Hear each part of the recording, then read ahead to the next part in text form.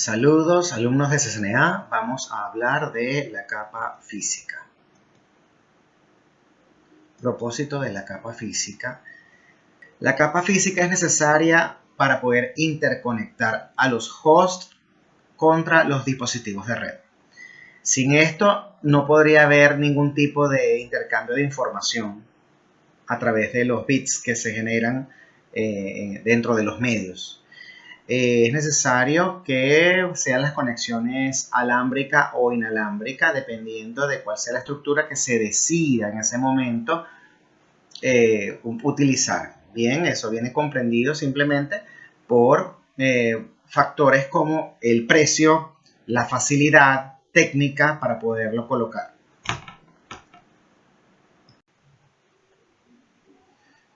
Los medios transportan los bits. Por supuesto, ellos se transfieren a través de los tipos de cable que pueden haber, los tipos de medios. En este caso puede ser fibra, puede ser coaxial, puede ser UTP, puede ser inalámbrico. Bien. Y por supuesto acepta las tramas completas a través de estos datos y los codifica en una serie de señales. Este es el último paso para la encapsulación. Por supuesto, cada dispositivo va a recibir a esos bits y los vuelve a encapsular. Características de la capa física. Bien, en este caso estamos viendo que la capa física es la capa número 1 del modelo OSI y por supuesto es la encargada de trabajar con los bits y recibir los cables o recibir las señales que vienen de las interfaces inalámbricas. Bien. En este caso estamos hablando de que tiene los componentes físicos, hay una codificación y hay una señalización. ¿Okay? Los componentes físicos son los dispositivos de hardware, medios y otros conectores que transmiten la señal que representan los bits. Y por supuesto en el hardware está bien representado por las NICs, o mejor dicho la tarjeta de red, que está incluida en cada uno de los dispositivos host. La codificación se refiere al lenguaje binario. Están comprendidos por existencia y no existencia. Existencia viene siendo 1 y no existencia de la señal vendría siendo un 0. Para cada una de los medios se representa de una manera distinta. Puede ser, el 1 puede estar representado por luz o puede estar representado por impulso eléctrico o puede estar representado por onda de radio. El método de señalización es como se representan los valores 1 y 0 en medio físico. El método de señalización varía en función del tipo de medio que se utilice. El ancho de banda. Hay que entender que cada interfaz tiene un ancho de banda correspondiente a cada una de ellas. No todos pueden ir a la misma velocidad, pero es realmente responsabilidad de la interfaz el ancho de banda. El medio puede transmitir a las diferentes velocidades. Solamente que la interfaz va a controlar a esta velocidad. Hay interfaces de 1000, hay interfaces de 100, hay interfaces de 10.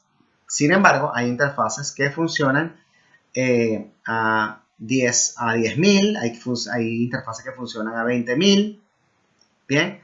Cada uno de ellos tiene una cantidad diferente para este tipo de velocidad. Lo importante a entender aquí es trabajar con la misma unidad. Bit por segundo, kilobit por segundo, megabit por segundo, gigabit por segundo, terabit por segundo. Entiéndase que en este caso el ancho de banda viene dado por la palabra bit y no byte. Mucha gente confunde esto. Bit es la velocidad de transferencias y byte vendrá siendo el peso de la información en los discos duros. No confundir estas dos. Y tenemos principios como la latencia, que es la cantidad de tiempo, incluidos los retrasos para que los datos viajen de un punto a otro. Es la cantidad de tiempo que se tarda en pasar por cada interfaz de cada dispositivo intermediario. Rendimiento, la medida de la transferencia de bits a través de los medios durante un periodo de tiempo determinado. Dependiendo de esto es la eficiencia de esa información que es transferida.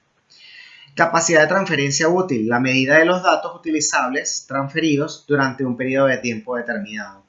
Aquí se hace la comparación simplemente de la cantidad de tráfico con respecto a el tiempo utilizado y de esta manera se puede medir la eficiencia del mismo. Cableado de cobre. Cableado de cobre es el tipo más común de cableado utilizado en las redes hoy en día. Es económico, es fácil de instalar, tiene baja resistencia al flujo de corriente eléctrica y otra de las cosas importantísimas es que es súper flexible. Bien, sencillamente viene con un recubrimiento y que eso permite que pueda ser maleable y fácil de utilizar para las instalaciones. ¿Bien? Limitaciones podrían ser la atenuación. Cuanto más tenga que viajar las señales eléctricas, más débiles se resuelven. Claro, porque se van debilitando las señales eléctricas. Esos impulsos tienen que viajar más y, por supuesto, en los cables UTP, los 100 metros, a lo que se cumple con los 100 metros, tiene que haber otro dispositivo que reciba la señal debilitada y la vuelva a transferir con fuerza, es decir, con potencia. La señal eléctrica es susceptible a la transferencia entre dos fuentes que pueden distorsionar y dañar las señales de datos. Interferencia electromagnética o interferencia de radiofrecuencia. Eso quiere decir que la interferencia eléctrica o electromagnética puede afectar a los medios de cobre. Con respecto a la mitigación, el estricto cumplimiento de los límites de la longitud es importante en los cables, dependiendo de la norma estándar que haya para cada uno de ellos. Por ejemplo, el cable UTP tiene un máximo de 100 metros. Yo preferiblemente prefiero instalar 95 metros de distancia. Y bueno, algunos cables tienen un blindaje metálico. Y de paso necesita la conexión a tierra que debe ser incorporada en las obras civiles para poder soportar lo que vendría siendo el electromagnetismo y la radiofrecuencia. Aparte de eso tenemos que algunos tipos de cable mitigan el tema de la perturbación o la diafonía de cables en un par de circuitos opuestos o juntos. En los tipos de cable de cobre tenemos el cable par trenzado no blindado, que es el principal cable popular en redes de telecom por la flexibilidad que ofrece y la distancia de 100 metros que puede transmitir información. Tenemos que el mismo par trenzado se consigue con recubrimiento o blindado. Y esto permite que en las áreas de exteriores se pueda colocar, como por ejemplo los postes de energía eléctrica donde hay mucho electromagnetismo alrededor. Adicionalmente tenemos el cable coaxial, que aunque estamos acostumbrados a verlo en el tema de la televisión por cable, pues los cables coaxiales fueron los primeros cables de red que existieron. Lo que pasa es que el cable coaxial, a diferencia del UTP, no es tan flexible ni tan maleable. Es un poco duro y lo importante es que también sirve para transmitir los datos necesarios a través de él.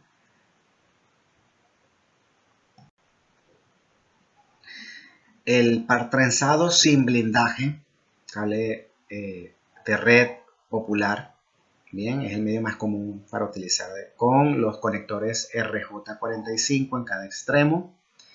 A menos que sea ponchado en un patch panel y el otro extremo si tenga RJ45 o el lado puede ser ponchado en un patch panel y el otro lado puede estar ponchado en el punto de red que llega a la pared a través de un copper.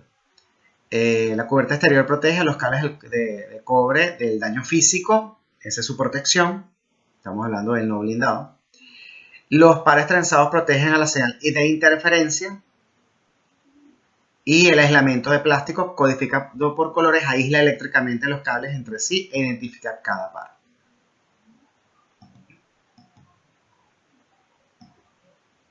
Tenemos el par trenzado blindado para exteriores. Por ejemplo, para ponerlo en el poste de luz, donde hay mucho electromagnetismo.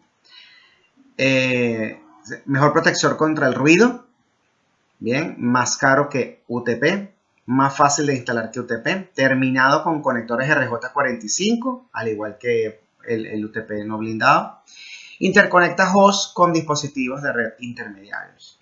Característica clave del par trenzado no blindado o blindado. La cubierta exterior protege los cables de cobre de daño físico. El escudo trenzado o de lámina proporciona protección contra electromagnetismo y el ruido. El escudo de aluminio para cada par de cables proporciona protección contra el ruido y el electromagnetismo. El aislamiento de plástico codifica por colores, aísla eléctricamente a los cables entre sí e identifica cada par. Un poco más de lo mismo que tiene el otro, solamente que este está blindado, blindando cada par de color. El cable coaxial. Tenemos que tener una cubierta exterior para, obviamente, evitar el daño físico. Tiene una trenza que vendría siendo una tejida, una tela metálica que está alrededor de un plástico flexible, y en la parte interior, en el núcleo, tiene un cobre para transmitir la señal eléctrica. Existen diferentes tipos de conectores coaxiales, se utilizan principalmente para lo que vendrán siendo antenas, que es la que van a tener las conexiones inalámbricas. También existe lo que vendría siendo el cableado utilizado para la televisión por cable, para poder transmitir streaming de video. Y también tenemos que hay instalaciones donde se utiliza los medios WAN de las conexiones de internet que llegan a los módems de las televisoras de cable a las casas. Cableado UTP. El UTP tiene 4 pares de alambres de cobre codificados con colores trenzados y encerrados en una funda de plástico flexible. No se utiliza blindaje. UTP se basa en las siguientes propiedades para limitar la diafonía. Cancelación. Cada cable en un par de cables utiliza polaridad opuesta. Un cable es negativo, el otro es positivo, están retorcidos juntos y los campos electromagnéticos efectivamente se cancelan entre sí y fuera de el electromagnetismo y el ruido. Variación en giros por pie en cada cable. Cada cable se tuerce una cantidad diferente, lo que ayuda a evitar la diapasón entre los cables en el cable. La organización conocida como TIA-EIA 568 estandariza a los elementos por tipos de cable, longitud de cable, conectores, terminación del cable y método de pruebas. Los estándares eléctricos para el cableado de cobre son establecidos por la IEEE, que calientan el cable de acuerdo a su rendimiento. Entre los ejemplos se encuentran categoría 3, categoría 5, categoría 5E, categoría 6, inclusive las nuevas categorías como por ejemplo se consigue la 6A. Tenemos algo conocido como el conector de RJ45 que va en los extremos del cable UTP. Aparte de eso, tenemos acá lo que vendrá siendo un jack donde se poncha el cable UTP a los puntos de red.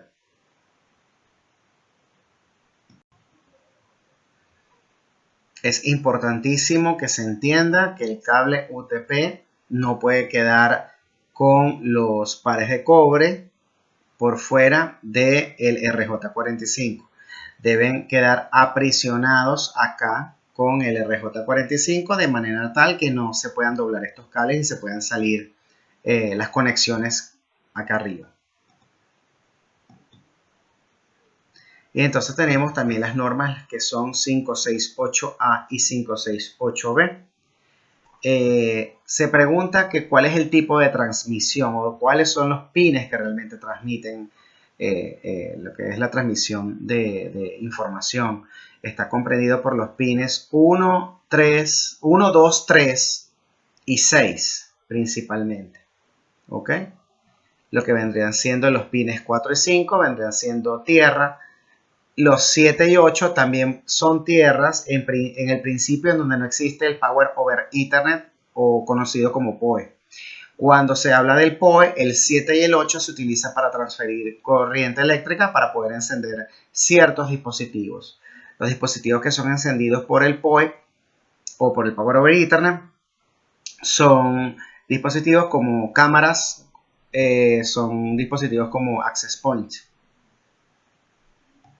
Para las conexiones directas, un lado del cable tiene el conector RJ45 en la norma 568A contra el otro lado que es 568A. O puede ser también que para conexión directa sea un lado con la norma 568B y el otro lado también con las normas 568B. Vamos a entender que las normas tienen que ver con el color colocado en cada uno de ellos. Cada uno de estos son los cables que representan los pares trenzados. Blanco, verde, verde, blanco, naranja, azul, blanco, azul, naranja, blanco, marrón y marrón representan la norma 568A. La norma 568B está representada por blanco, naranja, naranja, blanco, verde, azul, blanco, azul, verde, blanco, marrón y marrón. Cuando se trata de los cables que son crossover, una punta del cable tiene el conector con la norma 568A y el otro extremo del cable tiene la norma 568B. ¿Bien? ¿Qué quiere decir esto? Que estos son los cables que se van a conectar a dos hosts, van a conectar a dos switches, van a conectar a dos routers. Esa es la manera de poder utilizar solamente los crossover. Sin embargo, hoy día existe algo que es AutoMDix y eso es una facilidad que tienen los routers para que ellos mismos puedan intercambiar entre directo y cruzado. Aparte de eso, hay un cable que se conoce como el cable de consola, que también tiene un RJ45 en la punta. Es una norma que va exclusivamente en Cisco, en donde todos los cables van directamente de forma recta y tiene una manera de configurarla.